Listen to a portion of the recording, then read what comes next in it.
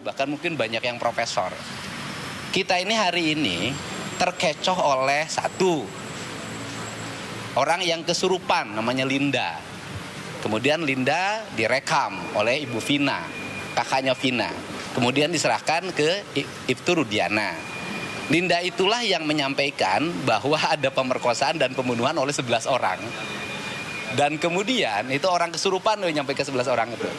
Kemudian 3 orang yang dinyatakan DPO itu dan 2 orang di-delete ya, dianulir oleh Polda Metro Jaya, itu Polda Jabar itu berdasarkan keterangan Sudirman yang sekolahnya 17 tahun baru lulus SD.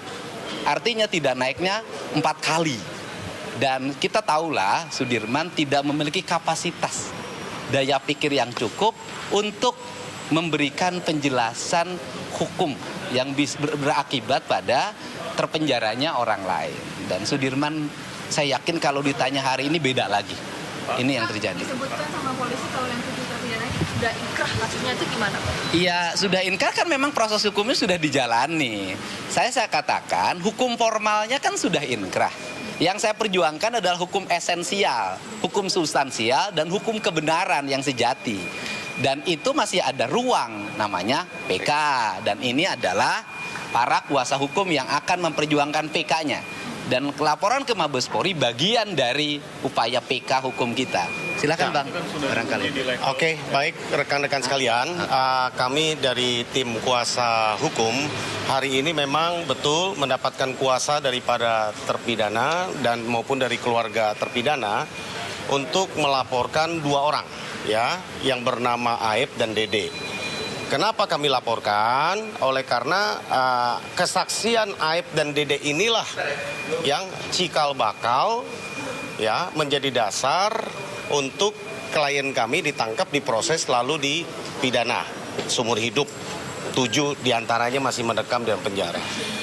Perlu kami sampaikan melalui hari ini bahwa kami di sini bukan untuk menyalahkan institusi manapun. Kita ingin mencari kebenaran ya yang hakiki ya kan berdasarkan fakta-fakta yang ada. Dan saya selaku kuasa hukum juga berkali-kali sampaikan ini nggak tepat kalau kita hanya menyalahkan institusi kepolisian.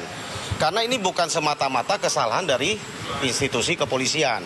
Memang betul peristiwa ini disidik pertama oleh institusi kepolisian, tetapi sudah P21, sudah diterima oleh kejaksaan dan sudah didakwa.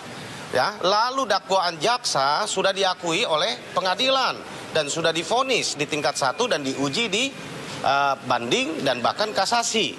Artinya kami memperjuangkan yang tadi disampaikan oleh Kang Deddy adalah bahwa kami akan memperjuangkan secara hukum tentunya. Dan di sini sekali lagi jangan ada seolah-olah ingin kita menargetkan satu institusi tertentu. Tidak ada. Kami menargetkan adalah kehadiran harus ditegakkan. Kalau memang ini ada kekeliruan di dalam masa yang lampau yang sudah lalui dari mulai proses penyidikan sampai kepada penuntutan, sampai kepada putusan, sampai kepada kasasi, ya kan? Bahkan ada proses garasi yang 2019 nanti kami akan sampaikan semua itu di memori PK ya. Kenapa mereka sampai mengajukan garasi yang kami kemarin sore pun mendapatkan kepastian disaksikan oleh Kang Didi sendiri. Mereka nggak tahu bahwa itu akan dipakai untuk garasi. Dan bahkan ada perdebatan di antara mereka bahwa ketika ada pernyataan, ada form permintaan kepada mereka untuk menyatakan bahwa pengakuan mereka bersalah. Para terpidana ini mengatakan kepada kami kemarin bahwa mereka menolak menandatangani itu, makanya nggak ada itu pernyataan bahwa mereka bersalah, pendampingan itu kan gitu kan, makanya garasinya ditolak gitu kan. Jadi banyak hal lah kejanggalan ini ya. Kalau dikatakan bahwa klien kami sudah mengakui kesalahannya, perlu kami luruskan berdasarkan pengakuannya kepada kami dan juga di hadapan Kang Deddy kemarin bahwa mereka belum pernah mengakui kesalahan walaupun pada saat menjadi prosedur untuk diajukan garasi. Itu yang kami perlu sampaikan. Sekali lagi, kehadiran kami di sini untuk meluruskan kebenaran. Kalau mereka ini ternyata betul bukan pelakunya, lalu mereka dihukum seumur hidup, Bayangkan kalau itu menimpa kepada keluarga, anak saudara kita. Ini kan keadilan yang harus kita perbaiki. Saya tidak mengatakan ini kesalahan satu institusi saja. Memang betul sekali lagi dimulai dari kepolisian, tetapi hasil penyidikan kepolisian ini sudah diterima di kejaksaan dan diteruskan diputuskan di pengadilan, bahkan diuji 3 kali loh, tingkat 1, banding dan kasasi. Inilah yang harus kita kita luruskan dan kita uji. Itu sebabnya karena ini sudah proses hukum, tentu kami sebagai kuasa hukum akan memproses ini secara hukum. Jalur-jalur hukum yang dimungkinkan buat kami yaitulah peninjauan kembali. Itulah dalam hari ini kami melaporkan dalam rangka salah satunya menjadi novum untuk kami melakukan memori peninjauan kembali nanti. Begitu teman-teman. Ini apa saja bukti yang akan disampaikan? Yang hari ini, ya kami membawa paling sedikit ada 6 bukti ya.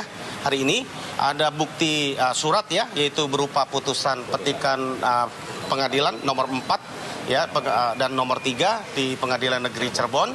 Kemudian kami membawa surat kuasa ya dari para terpidana dan juga keluarga terpidana. Kami juga membawa bukti surat pernyataan dari para saksi maupun dari para terpidana itu sendiri masing-masing. Banyak sekali, bahkan saksi baru yang menguatkan apa yang disampaikan oleh Aib dan Dede itu adalah patut diduga tidak benar. Maka kita uji kan gitu kan, membawa ke bukti-bukti ini kita akan laporkan kepada teman-teman di Barreskrim. Ada bukti elektronik berupa pengakuan testimoni yang di podcast dari Kang Deddy Mulyadi. Pengakuan Aib dan Dede ya. Pengakuan Aib dan Dede. Itu visual dan kami cocokkan, oh ternyata sama pengakuan tertulis dengan pengakuan elektroniknya itu sama. Apa yang mereka bicarakan pengakuan di depan podcastnya Kang Deddy dengan apa yang tertulis, ya kan? Yang patut kita duga tidak benar. Apa saja yang ketidakbenarnya kami tidak masuk ke materinya, kan itu bagian dari yang kami mau laporkan. Kan gitu. Begitu rekan-rekan. Pak, kalau misalkan Aib dan Dede berbohong, apa sih kepentingan dia untuk kemudian melakukan pembohongan ini gitu? Karena kalau saya lihat dia orang biasa, orang kecil, tukang STEM aja, nggak ada kepentingan besar buat menjarakan